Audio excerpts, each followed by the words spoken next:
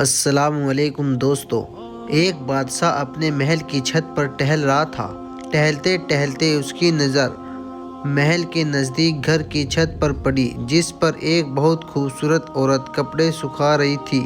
بادشاہ نے اپنی ایک باندی کو بلا کر پوچھا، کس کی بیوی ہے یہ؟ باندی نے کہا، بادشاہ سلامت، یہ آپ کے غلام فیروز کی بیوی ہے۔ بادشاہ نیچے اترا۔ بادشاہ پر اس عورت کے حسن و جمال کا اثر سا چھا گیا تھا۔ اس نے فیروز کو بلایا۔ فیروز حاضر ہوا تو بادشاہ نے اس سے کہا، فیروز، ہمارا ایک کام ہے۔ ہمارا یہ خط فلاں ملک کے بادشاہ کو دے آؤ اور اس کا جواب بھی ان سے لے آنا۔ فیروز اس خط کو لے کر گھر واپس آ گیا۔ خط کو اپنے تکیے کے نیچے رکھ دیا۔ سفر کا سامان تیار کیا، رات گھر میں گزاری اور صبح منزل مقصود پر روانہ ہو گیا۔ اس بات سے لا علم کہ بادشاہ نے اس کے ساتھ کیا چال چلی ہے۔ ادھر جیسے ہی فیروز نظر سے اوجھل ہوا، بادشاہ چپکے سے فیروز کے گھر پہنچا اور آہستہ سے فیروز کے گھر کا دروازہ کھٹکھٹایا۔ فیروز کی بیوی نے کہا، کون ہے؟ بادشاہ نے کہا، میں بادشاہ ہوں، تمہارے شوہر کا مالک۔ تو اس نے دروازہ کھولا۔ بادشاہ اندر آ کر بیٹھ گیا۔ فیروز کی بیوی حیران ہو کر کہا، آج بادشاہ سلامت یہاں ہمارے غریب خانے میں؟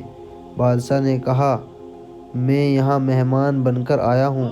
فیروز کی بیوی نے بادشاہ کا مطلب سمجھ کر کہا، میں اللہ کی پناہ چاہتی ہوں آپ کے اس طرح آنے سے، جس میں مجھے کوئی خیر نظر نہیں آ رہی۔ بادشاہ نے غصے میں کہا، اے لڑکی، کیا کہہ رہی ہو تم؟ شاید تم نے مجھے پہچانا نہیں۔ میں بادشاہ ہوں، تمہارے شوہر کا مالک۔ فیروز کی بیوی نے کہا، بادشاہ سلامت، میں جانتی ہوں کہ آپ ہی بادشاہ ہیں، لیکن بزرگ کہہ گئے ہیں، شیر کو اگرچہ جتنی ہی بھوک لگی ہو، وہ مردار تو نہیں کھانا شروع کر دیتا۔ اور کہا، بادشاہ سلامت، تم اس کٹورے میں پانی پینے آئے ہو جس میں تمہارے کتے نے پانی پیا ہے۔ بادشاہ اس عورت کی باتوں سے بڑا شرمسار ہوا اور اس کو چھوڑ کر واپس چلا گیا، لیکن اپنے چپل وہیں بھول گیا۔ یہ سب تو بادشاہ کی طرف سے ہوا۔ اب فیروز کو آدھے راستے میں یاد آیا کہ جو خط بادشاہ نے اسے دیا تھا، وہ تو گھر پر ہی چھوڑ آیا ہے۔ اس نے گھوڑے کو تیزی سے واپس موڑا اور اپنے گھر کی طرف لپکا۔ فیروز اپنے گھر پہنچا تو تکیے کے نیچے سے خط نکالتے وقت اس کی نظر پلنگ کے نیچے پڑے بادشاہ کے نالین چپل پر پڑی، جو وہ جلدی میں بھول گیا تھا۔ فیروز کا سر چکرا کر رہ گیا اور وہ سمجھ گیا کہ بادشاہ نے اسے سفر پر صرف اس لیے بھیجا تاکہ وہ اپنا مطلب پورا کر لے۔ فیروز کسی کو کچھ بتائے بغیر چپ چاپ گھر سے نکلا۔ خط لے کر وہ چل پڑا اور کام ختم کرنے کے بعد بادشاہ کے پاس واپس آیا تو بادشاہ نے اسے انعام کے طور پر 100 دینار دیے۔ فیروز دینار لے کر بازار گیا اور عورتوں کے استعمال کے قیمتی کپڑے اور کچھ تحائف بھی خرید لیے۔ گھر پہنچ کر بیوی کو سلام کیا اور کہا، چلو تمہارے میکے چلتے ہیں۔ بیوی نے پوچھا، یہ کیا ہے؟ کہا، بادشاہ نے انعام دیا ہے اور میں چاہتا ہوں کہ تم یہ پہن کر اپنے گھر والوں کو بھی دکھاؤ۔ بیوی، جیسے آپ چاہیں۔ بیوی تیار ہوئی اور اپنے والدین کے گھر اپنے شوہر کے ساتھ روانہ ہوئے۔ داماد اور بیٹی اور ان کے لائے گئے تحائف کو دیکھ کر وہ لوگ بہت خوش ہوئے۔ فیروز بیوی کو چھوڑ کر واپس آ گیا۔ 1 مہینہ گزرنے کے باوجود نہ بیوی کا پوچھا اور نہ اس کو واپس بلایا۔ پھر کچھ دن بعد اس کے سالے اس سے ملنے آئے اور ان سے کہا، آپ ہمیں اپنی بہن سے غصے اور ناراضگی کی وجہ بتائے، یا پھر ہم آپ کو غازی کے سامنے پیش کریں گے؟ تو اس نے کہا، اگر تم چاہو تو کر لو، لیکن میرے ذمے اس کا ایسا کوئی حق باقی نہیں جو میں نے ادا نہ کیا ہو۔ وہ لوگ اپنا کیس غازی کے پاس لے گئے تو غازی نے فیروز کو بلایا۔ غازی اس وقت بادشاہ کے پاس بیٹھا ہوا تھا۔ لڑکی کے بھائیوں نے کہا، اللہ بادشاہ سلامت اور غازی صاحب کو صحیح سلامت رکھے۔